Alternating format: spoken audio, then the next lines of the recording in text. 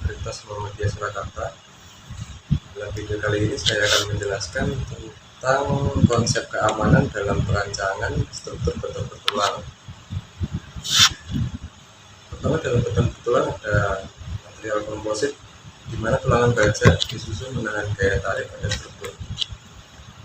Kedua material tersebut bekerjasama untuk menahan gaya-gaya yang bekerja pada elemen tersebut. Kombinasi kedua material menjadikan beton bertulang mempunyai sifat yang sangat kuat terhadap gaya tekan dan tarik. Perencanaan konsep beton bertulang ada dua daerah tekan dan tarik untuk mengatasi keruntuhan.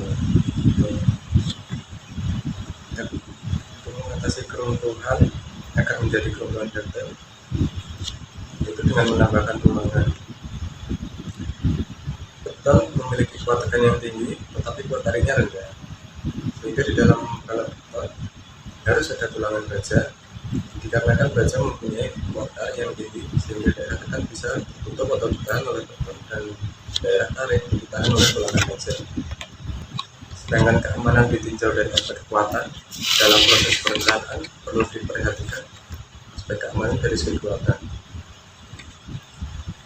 Dalam penjelasan kali ini saya merujuk dari SNI 032847 tahun 2022. Aspek ini dituangkan dalam ketentuan perencanaan berikut. Yang pertama, faktor beban. Faktor beban digunakan untuk memastikan tingkat keamanan mencukupi jika muncul peningkatan beban layan dari nilai beban yang diperhitungkan dalam perencanaan.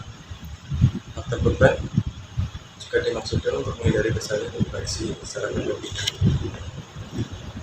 Untuk besar beban sendiri bervariasi sesuai dengan jenis beban yang bekerja. Semakin tinggi tingkat hitungan pasti nilai beban yang bekerja, maka akan semakin kecil juga faktor beban yang diberikan. Untuk faktor reduksi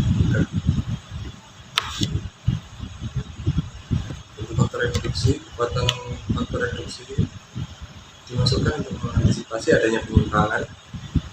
Ada asumsi dengan kemungkinan kurangnya homogenitas kekuatan material, proses pengerjaan, dan dimensi. Masing-masing faktor bisa saja masih dalam toleransi yang sudah ditentukan, namun secara akumulatif dapat menyebabkan berkurangnya kapasitas tambang atau kualitas bahan. Untuk ketahanan gempa, peraturan gempa dari SNI 1726 tahun 2012 harus menggunakan perancangan bangunan tahan gempa.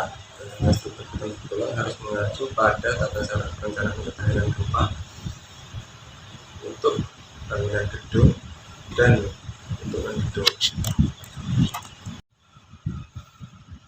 Selanjutnya, saya akan membahas tentang beban apa saja yang digunakan dalam perencanaan struktur beton bertulang dan menyebutkan kombinasi serta SNI apa yang digunakan dalam penentuan kombinasi beban tersebut.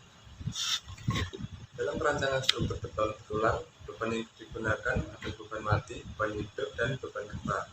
Beban mati berasal dari bangunan itu sendiri atau bangunan itu sendiri. Beban hidup berasal dari kegiatan yang dilakukan di dalam bangunan. Beban gempa berasal dari gempa bumi. Kombinasi beban tersebut dibuat dengan menggunakan tata cara perhitungan struktur beton untuk bangunan gedung merujuk dari SNI 2847 tahun 2013 yang menggantikan peraturan SNI 032847 tahun 2022. Untuk SNI 2847 tahun 2013 berisi kaidah-kaidah dasar perancangan yang digunakan dalam perancangan struktur beton bertulang. Tata cara perancangan ketahanan gempa untuk struktur bangunan gedung dan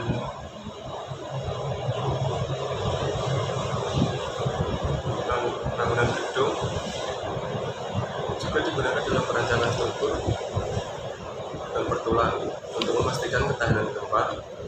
Perancangan struktur beton bertulang menggunakan sistem rangka penahan momen khusus atau yang disingkat SPMK dengan konsep strong mount and weak beam, di mana komponen struktur dan join penahan gaya yang bekerja melalui aksi lentur, geser, dan aksial.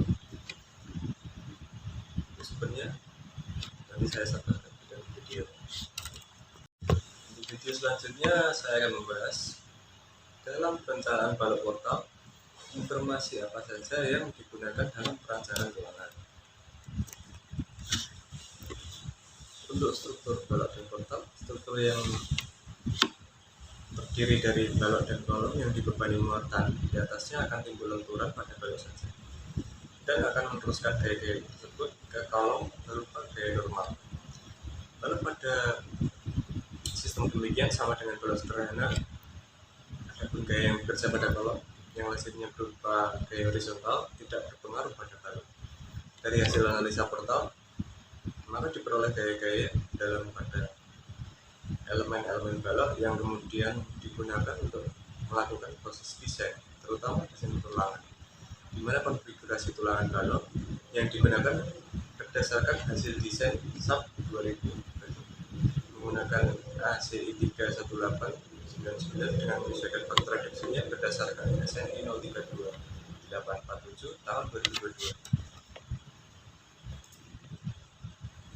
Pada SNI tahun 2022 yang digunakan di Indonesia mengacu kepada ACI American Concrete Institute, desain penulangan elemen-elemen balok didasarkan dari nilai gaya dalam maksimum dari kombinasi-kombinasi yang sudah diperhitungkan sebelumnya. Dalam penulisan ini, analisa manual balok portal dilakukan sebagai verifikasi terhadap output konfigurasi penulangan hasil desain dari SAP 2000 untuk menunjukkan kelayakan penggunaan hasil desain SAP. Selanjutnya saya akan membahas informasi terkait preliminary dimensi balok dalam perancangan balok portal. Untuk yang pertama, tinggi dan lebar penampang balok berdasarkan bentangnya. Tinggi dari penampang balok induk umumnya tidak kurang dari 1/12 bentang balok tersebut. Dan untuk balok anak, tinggi penampang tidak kurang dari 1/16 bentang balok tersebut. Untuk kolom, dimensi awal kolom dapat dilakukan dengan mengikuti langkah-langkah seperti pilih kolom yang akan dianalisis, menghitung gaya aksial dan momen kolom, serta menganalisis penulangan. Untuk menghitung volume tulangan pada portal memanjang dan portal melintang, perlu mengetahui volume tulangan per meter kubik tebal dan merencanakan metode pelaksanaan pada struktur kolom. Dalam perancangan balok portal, ketebalan awal dinding geser yang ada pada struktur harus disesuaikan dengan ketebalan yang diperlukan untuk memenuhi ketentuan SNI 2847 tahun 2019 tentang struktur. Dalam perhitungan penulangan balok yang perlu diperhatikan adalah balok-balok yang mengalami nilai momen terbesar, nilai gaya terbesar, dan nilai torsi atau momen itu terbesar. Untuk mendapatkan nilai momen pada elemen balok pada setiap lantai digunakan bantuan aplikasi program SAP 2000 dengan kombinasi pembebanan seperti yang tercantum pada subbab yang telah dipelajari. Kemudian didapat output dari SAP 2000 dari kombinasi pembebanan yang telah diperhitungkan sebelumnya. Sekian video dari saya. Terima kasih sebelumnya.